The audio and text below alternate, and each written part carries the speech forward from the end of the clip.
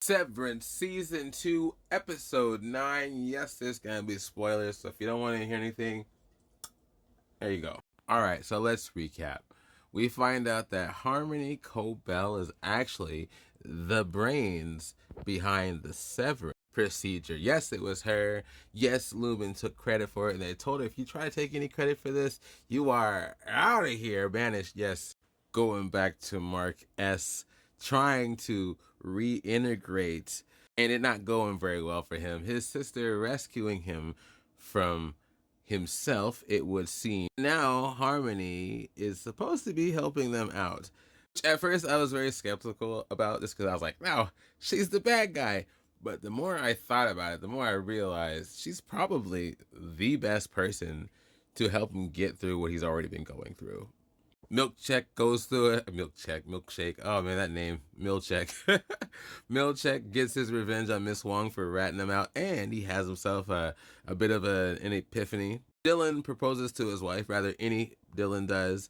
Audi Dylan is upset because she, of course, tells him, which is really nice of her to do so. Audi Dylan says, you know what, I'm gonna quit, thus unaliving any Dylan. I don't know why I can't remember John Turturro's and Christopher Walken's characters' names, but they get a bit closer. You find out that Christopher Walken's character, his Audi at least, is a bit of a lumen goon, as John Turturro's character put it. Wonderful, tender moments between these two.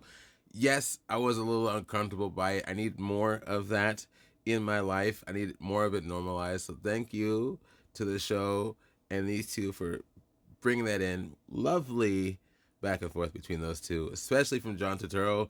That man, amazing actor. Anyways, Helly being Helly, talking all kind of mess. I love Helly.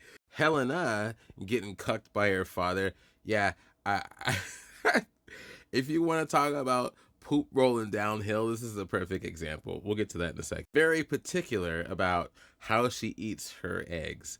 I Yes, it's all heating up, ladies and gentlemen.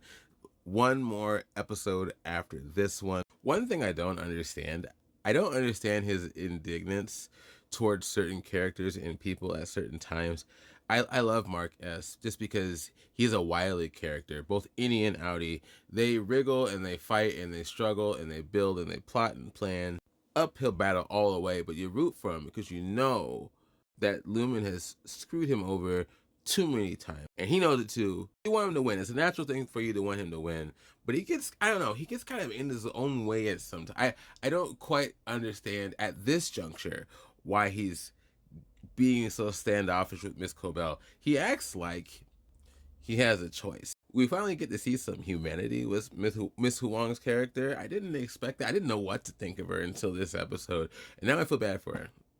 I do. Milkcheck took it a bit too far.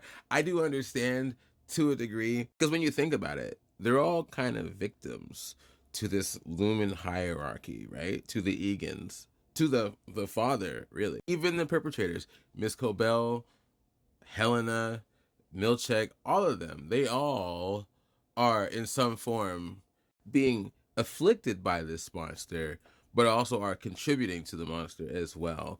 Feels very close to real life in a lot of ways, right? Let me know what you think about this. So she really likes Innie Dylan.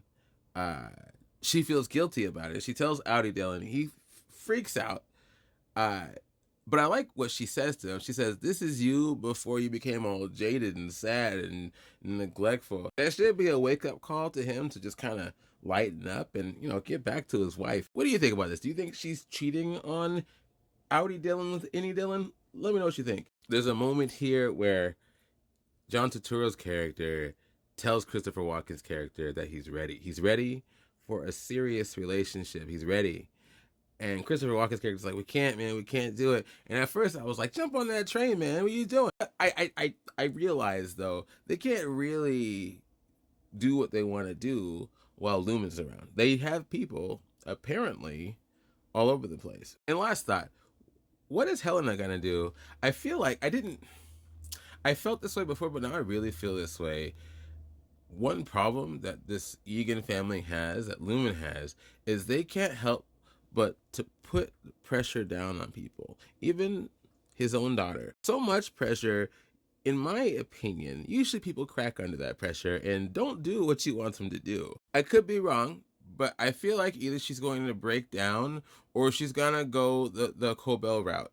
What do you guys think? Also, I love that room. It's a beautiful room. I want that room. Anyways, let me know what you think. And yeah, I'll talk to you later.